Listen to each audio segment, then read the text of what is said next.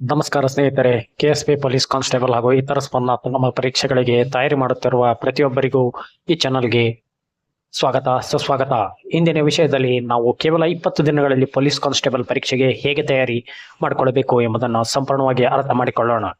ಬಹಳಷ್ಟು ವಿದ್ಯಾರ್ಥಿಗಳು ನನ್ನ ಕೇಳುವ ಪ್ರಶ್ನೆ ಏನಂದ್ರೆ, ಸರ್ ಪರೀಕ್ಷೆಗೆ ಇನ್ನು 20 ದಿನ ಮಾತ್ರ ಉಳಿದಿವೆ, ಈಗ ಓದಿದ್ರೆ ಸೆಲೆಕ್ಷನ್ ಆಗುತ್ತದೆ. ನನ್ನ ಉತ್ತರ ಒಂದೇ, ಇದು ಖಂಡಿತವಾಗಿ ಸಾಧ್ಯ. ಆದರೆ ಒಂದು ಷರತ್ತಿದೆ, ರ್ಯಾಂಡಮ್ ಸ್ಟಡಿ ಮಾಡಬಾರದು, ಸರಿಯಾದ ಯೋಜನೆಯೊಂದಿಗೆ ಓದಬೇಕು. ಇಂದಿನ ವಿಡಿಯೋದಲ್ಲಿ ನಾನು 20 ದಿನಗಳ ಸಂಪೂರ್ಣ ಸ್ಟಡಿ ಪ್ಲಾನ್ ಅನ್ನು ನಿಮ್ಮೊಂದಿಗೆ ಹಂಚಿಕೊಳ್ಳುತ್ತೇನೆ. ಸ್ನೇಹಿತರೆ, 20 ದಿನ ಸಮಯ ಕಡಿಮೆ ಎಂದು ಬಹಳ ಜನರು ಭಾವಿಸುತ್ತಾರೆ. ಆದರೆ ಒಮ್ಮೆ ಯೋಚಿಸಿ ನೋಡಿ, ಒಬ್ಬ ವಿದ್ಯಾರ್ಥಿಯು 6 ತಿಂಗಳು ಯಾವುದೇ ಯೋಜನೆಯಿಲ್ಲದೆ ಓದುತ್ತಾನೆ. ಇನ್ನೊಬ್ಬ ವಿದ್ಯಾರ್ಥಿಯು ಕೇವಲ 20 ದಿನಗಳು ಸರಿಯಾದ ಸ್ಟ್ರಾಟಜಿಯೊಂದಿಗೆ ಓದುತ್ತಾನೆ. ಪರೀಕ್ಷೆಯಲ್ಲಿ ಯಾರು ಉತ್ತಮ ಅಂಕ ಪಡೆಯಬಹುದು? ಬಹಳ ಬಾರಿ ಎರಡನೇ ವಿದ್ಯಾರ್ಥಿಯೇ ಉತ್ತಮ ಫಲಿತಾಂಶ ಪಡೆಯುತ್ತಾನೆ. ಯಾಕಂದರೆ ಕಾಂಪಿಟೇಟಿವ್ ಎಕ್ಸಾಮ್ನಲ್ಲಿ ಹೆಚ್ಚು ಓದುವುದು ಮುಖ್ಯವಲ್ಲ, ಸರಿಯಾದ ವಿಷಯವನ್ನು ಸರಿಯಾದ ರೀತಿಯಲ್ಲಿ ಓದುವುದು ಮುಖ್ಯ. ಆದ್ದರಿಂದ ಇನ್ನು ಮುಂದೆ ಉಳಿದಿರುವ ಪ್ರತಿದಿನವೂ ಬಹಳ ಅಮೂಲ್ಯ. ಇಂದಿನಿಂದಲೇ ಸಮಯ ವ್ಯರ್ಥ ಮಾಡದೆ ಓದುವುದನ್ನು ಆರಂಭಿಸಬೇಕು. ಮೊದಲನೇದಾಗಿ ಈ ತಪ್ಪುಗಳನ್ನು ಮಾಡಬೇಡಿ. ಈಗ ನಾನು ಹೇಳುವ ತಪ್ಪುಗಳು ನೀವು ಮಾಡುತ್ತಿದ್ದರೆ ಹಿಂದೆ ಅವನ್ನು ನಿಲ್ಲಿಸಿ. ಮೊದಲನೆಯದು, ಎಲ್ಲ ಪುಸ್ತಕಗಳನ್ನು ಓದಲು ಹೋಗಬೇಡಿ. ಪೊಲೀಸ್ ಕಾನ್ಸ್ಟೇಬಲ್ಗೆ ಓದಬೇಕಾಗಿರುವ ವಿಷಯಗಳನ್ನು ಮಾತ್ರ ಓದಿ. ಎರಡನೆಯದು, ಪ್ರತಿದಿನ ಹೊಸ ಟಾಪಿಕ್ ಆರಂಭಿಸಬೇಡಿ. ಒಂದು ಟಾಪಿಕ್ ಮುಗಿಸಿ ಅದರ ಬಗ್ಗೆ ರಿವಿಷನ್ ಮಾಡಿ ಆಮೇಲೆ ಮುಂದಿನ ಟಾಪಿಕ್ಗೆ ಹೋಗಿ. ಮೂರನೆಯದು, ನೋಟ್ಸ್ ಬರೆಯುವುದನ್ನು ರೂಢಿಸಿಕೊಳ್ಳಿ. ಶಾರ್ಟ್ ನೋಟ್ಸ್ ಮಾಡಿದರೆ ರಿವಿಷನ್ ತುಂಬಾ ಸುಲಭ. ನಾಲ್ಕನೆಯದು, MCQ ಪ್ರಾಕ್ಟೀಸ್ ಮಾಡುವುದನ್ನು ರೂಢಿಸಿಕೊಳ್ಳಿ. ಪೊಲೀಸ್ ಕಾನ್ಸ್ಟೇಬಲ್ ನಲ್ಲಿ ನಾಲೆಜ್ ಜೊತೆಗೆ ಕ್ವಶನ್ ಪ್ಯಾಟರ್ನ್ ಕೂಡ ಗೊತ್ತಿರಬೇಕು. ಐದನೆಯದು, ಮೊಬೈಲ್ ಸೋಷಿಯಲ್ ಮೀಡಿಯಾ ನೋಡಿ ಸಮಯ ವ್ಯರ್ಥ ಮಾಡಬೇಡಿ. ಒಂದು ದಿನ ಸಮಯ ವ್ಯರ್ಥವಾದರೆ ನಿಮ್ಮ ಸೆಲೆಕ್ಷನ್ಗೆ ಒಂದು ಹೆಜ್ಜೆ ಹಿಂದೆ ಹೋಗುತ್ತದೆ. ಪೊಲೀಸ್ ಎಕ್ಸಾಮ್ ಸಕ್ಸೆಸ್ ಫಾರ್ಮುಲಾನು ನಾನು ಇವತ್ತು ಎಕ್ಸ್ಪ್ಲೇನ್ ಮಾಡುತ್ತೇನೆ. ಈಗ ನಾನು ನಿಮಗೆ ಒಂದು ಸಕ್ಸೆಸ್ ಫಾರ್ಮುಲಾ ಹೇಳ್ಕೊಡ್ತೇನೆ. ಈ ಫಾರ್ಮುಲಾನು ಫಾಲೋ ಮಾಡಿದರೆ ನಿಮ್ಮ ಪ್ರಿಪರೇಷನ್ ಉತ್ತಮಗೊಳ್ಳುತ್ತದೆ. ಮೊದಲನೇದಾಗಿ ಕಾನ್ಸೆಪ್ಟ್ ಕಲಿಯಿರಿ, ವಿಷಯವನ್ನು ಅರ್ಥ ಮಾಡಿಕೊಳ್ಳಿ, ನಂತರ ಅದನ್ನು ಶಾರ್ಟ್ ನೋಟ್ಸ್ ಬರೆಯಿರಿ. ಆಮೇಲೆ ಆ ವಿಷಯದ ವಾರು MCQ ಪ್ರಾಕ್ಟೀಸ್ ಮಾಡಿ, ಯಾವ ರೀತಿ ಪ್ರಶ್ನೆಗಳು ಬರುತ್ತವೆ ಎಂದು ತಿಳಿದುಕೊಳ್ಳಿ. ನಂತರ ರಿವಿಷನ್ ಮಾಡಿ, ಕೊನೆಗೆ ಆ ವಿಷಯಕ್ಕೆ ಸಂಬಂಧಪಟ್ಟ ಒಂದು ಮಾಕ್ ಟೆಸ್ಟ್ ತೆಗೆದುಕೊಳ್ಳಿ. ಈ 5 ಹಂತಗಳನ್ನು ಪ್ರತಿಯೊಂದು ಸಬ್ಜೆಕ್ಟ್ಗೆ ಫಾಲೋ ಮಾಡಿದರೆ ನಿಮ್ಮ ಪ್ರಿಪರೇಷನ್ ನಿಧಾನವಾಗಿ ಎಕ್ಸಾಮ್ ರೆಡಿ ಆಗುತ್ತದೆ. 20 ದಿನಗಳ ಸ್ಟಡಿ ಪ್ಲಾನ್. ಈಗ ಮುಖ್ಯ ವಿಷಯಕ್ಕೆ ಬರೋಣ.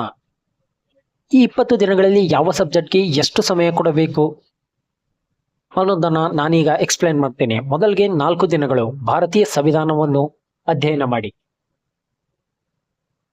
ಪೊಲೀಸ್ ಕಾನ್ಸ್ಟೇಬಲ್ ಎಕ್ಸಾಮ್ನಲ್ಲಿ ಅತ್ಯಂತ ಮುಖ್ಯವಾದ ಸಬ್ಜೆಕ್ಟ್.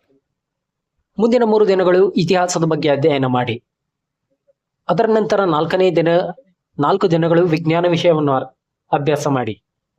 ಮುಂದಿನ 2 ದಿನಗಳು ಭೂಗೋಳದ ಬಗ್ಗೆ, ಮತ್ತೆ ಮುಂದಿನ 2 ದಿನಗಳು ಕರ್ನಾಟಕ GK ಬಗ್ಗೆ, ಆಮೇಲೆ 2 ದಿನಗಳು ಮೆಂಟಲ್ ಎಬಿಲಿಟಿ, ಕೊನೆಯ 3 ದಿನಗಳು ರಿವಿಷನ್, ಕರೆಂಟ್ ಅಫೇರ್ಸ್ ಮತ್ತು ಮಾಕ್ ಟೆಸ್ಟ್. ಈ ರೀತಿ ಓದಿದರೆ 20 ದಿನಗಳಲ್ಲಿ ಸಂಪೂರ್ಣ ಸಿಲೆಬಸ್ ಅನ್ನು ಓದಿ, ಒಂದು ಬಾರಿ ರಿವಿಷನ್ ಮಾಡಿ ಮಾಕ್ ಟೆಸ್ಟ್ ಕೂಡ ಬರೆಯಬಹುದು. ಅದಕ್ಕಿಂತ ಮುಖ್ಯವಾಗಿ ನಿಮಗೆ ಎಕ್ಸಾಮ್ ಬಗ್ಗೆ ಆತ್ಮವಿಶ್ವಾಸ ಬರುತ್ತದೆ.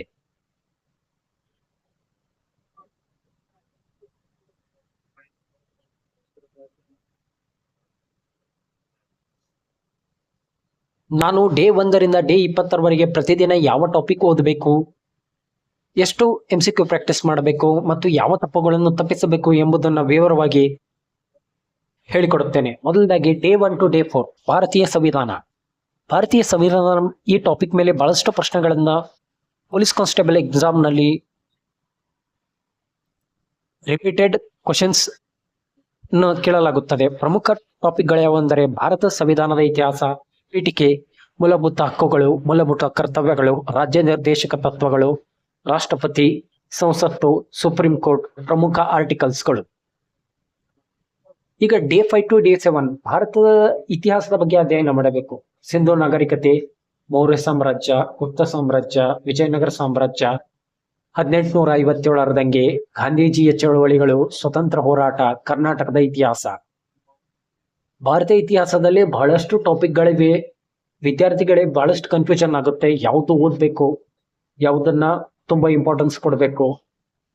ನಾವು ಪ್ರಿವಿಯಸ್ ಇಯರ್ ಕ್ವಶನ್ ಪೇಪರ್ನ ಅನಲೈಸ್ ಮಾಡಿ ಪ್ರಮುಖ ಟಾಪಿಕ್ಗಳನ್ನ ಇಲ್ಲಿ ಲಿಸ್ಟ್ ಮಾಡಿದ್ದೇವೆ.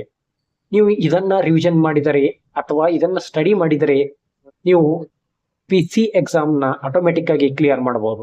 Day 8 to Day 11 ವಿಜ್ಞಾನದಲ್ಲಿ ನಾವು ಜೀವಶಾಸ್ತ್ರ, ರಸಾಯನಶಾಸ್ತ್ರ, ಭೌತಶಾಸ್ತ್ರ, ಮಾನವನ ದೇಹ, ರಕ್ತ, ವಿಟಮಿನ್ಗಳು, ರೋಗಗಳು, ವಿಜ್ಞಾನಿಗಳು ಮತ್ತು ಅವರ ಅನ್ವೇಷಣೆಗಳು, ಬೆಳಕು ಬಗ್ಗೆ, ವಿದ್ಯುತ್ ಬಗ್ಗೆ, ಆಮ್ಲ ಮತ್ತು ಕ್ಷಾರಗಳ ಬಗ್ಗೆ ಬಹಳಷ್ಟು ಪ್ರಶ್ನೆಗಳನ್ನ ಕೇಳಲಾಗಿದೆ.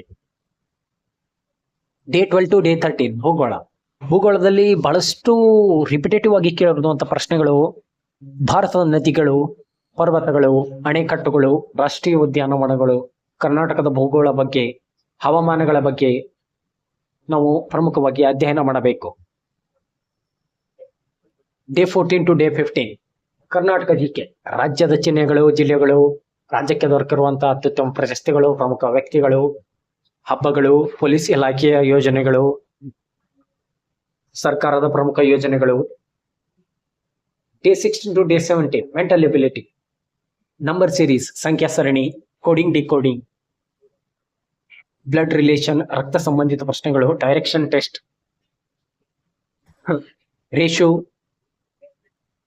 Ratio, percentage, average, time and work ಬಗ್ಗೆ ಅಧ್ಯಯನ ಮಾಡಬೇಕು.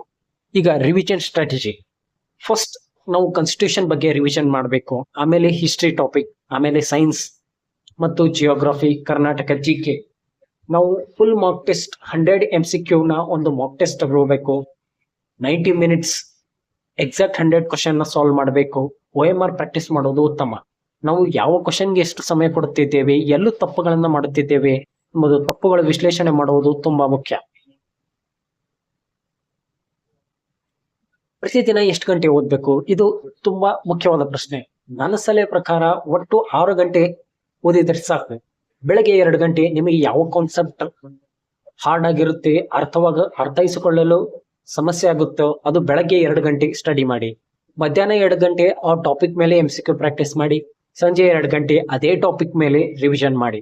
ಒಟ್ಟು 6 ಗಂಟೆ ಒಂದು ಸಬ್ಜೆಕ್ಟ್ಗೆ ಓದಿದರೆ ಸಾಕು. ಪ್ರತಿದಿನ ಒಂದು ಚಾಪ್ಟರ್ ನೀವು ಪೂರ್ತಿ ಸ್ಟಡಿ ಮಾಡಿ, ಅದರಲ್ಲಿ 100 MCQ ಪ್ರಾಕ್ಟೀಸ್ ಮಾಡಿ, ಮುಖ್ಯ ಅಂಶಗಳನ್ನ ಶಾರ್ಟ್ ನೋಟ್ಸ್ ಮಾಡಿ, ಮತ್ತೆ ಆ ಶಾರ್ಟ್ ನೋಟ್ಸ್ ಅನ್ನು ಪ್ರತಿದಿನ ಒಂದು ಚಾಪ್ಟರ್ನ ಸ್ಟಡಿ ಮಾಡಿ, 100 MCQ ಪ್ರಾಕ್ಟೀಸ್ ಮಾಡಿ, ಆ ವಿಷಯವಾರು ಸಂಬಂಧಪಟ್ಟಂತಹ ಶಾರ್ಟ್ ನೋಟ್ಸ್ ಮಾಡಿ ಮತ್ತು 30 minutes ರಿವಿಷನ್ ಮಾಡಿ. ಅದೇ ಟಾಪಿಕ್ ಮೇಲೆ PYQ ಯಾವ ಕ್ವಶನ್ಗಳು ಎಮರ್ಜ್ ಆಗಿವೆ ಎಂಬುದನ್ನ ಅನಲೈಸ್ ಮಾಡಿ. ಮಾಕ್ ಟೆಸ್ಟ್ ತೆಗೆದುಕೊಳ್ಳುವಾಗ ನೀವು ಪಾಲಿಸಬೇಕಾದಂತಹ ಪ್ರಮುಖ ಅಂಶಗಳು: ಟೈಮರ್ ಹಾಕೊಳ್ಳಿ, OMR ಶೀಟ್ ಬಳಸುವುದು ಮುಖ್ಯ, ಮೊಬೈಲ್ ಬಳಕೆಯೇ ಬೇಡ, ಪರೀಕ್ಷೆ ವಾತಾವರಣದಲ್ಲಿ ಕುಳಿತುಕೊಂಡು ಪ್ರಶ್ನೆ ಪತ್ರಿಕೆಯನ್ನ ಸಾಲ್ವ್ ಮಾಡಿ. ನೀವು ಯಾವ ರೀತಿ ತಪ್ಪುಗಳನ್ನು ಮಾಡುತ್ತೀರಿ, ಪ್ರಶ್ನೆಗಳನ್ನ ಸಾಲ್ವ್ ಮಾಡೋ ಟೈಮಿಗೆ ಅದನ್ನ ನೋಟ್ ಮಾಡ್ಕೊಂಡು ಇಟ್ಕೊಳ್ಳಿ. ಗೋಲ್ಡನ್ ರೂಲ್ಸ್: ಕಡಿಮೆ ಓದಿ, ಹೆಚ್ಚು ರಿವಿಷನ್ ಮಾಡಿ, ಹೆಚ್ಚು MCQ ಪ್ರಾಕ್ಟೀಸ್ ಮಾಡಿ. ನಿಮಗೆ ಪ್ರಶ್ನೆ ಪತ್ರಿಕೆ ಪ್ಯಾಟರ್ನ್ ಅರ್ಥ ಆಗುತ್ತೆ. ಮಾಕ್ ಟೆಸ್ಟ್ ಬರೆಯಿರಿ. ಕೊನೆಗೆ ಯಶಸ್ವಿ ಮಂತ್ರ: ಕನ್ಸಿಸ್ಟೆನ್ಸಿಯಾಗಿ ಒಂದು ವಿಷಯವನ್ನ ಅಧ್ಯಯನ ಮಾಡಿ, ಡಿಸಿಪ್ಲೈನ್ ಆಗಿ ಒಂದು ಸ್ಟ್ರಾಟಜಿ ಮೂಲಕ ಅಧ್ಯಯನ ಮಾಡಿ, ರಿವಿಷನ್ ಮಾಡಿ, MCQ ನ ಪ್ರಾಕ್ಟೀಸ್ ಮಾಡಿ. ಇದು ನಿಮ್ಮ ಯಶಸ್ವಿ ಸೂತ್ರವಾಗುತ್ತದೆ.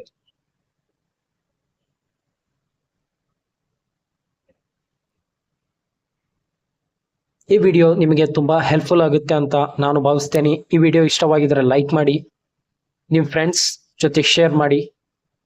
ಮತ್ತೆ ಮುಂದಿನ ಭಾಗದಲ್ಲಿ ಸಿಗೋಣ. Episode 1, Indian constitution, important topics and MCQs. Thank you.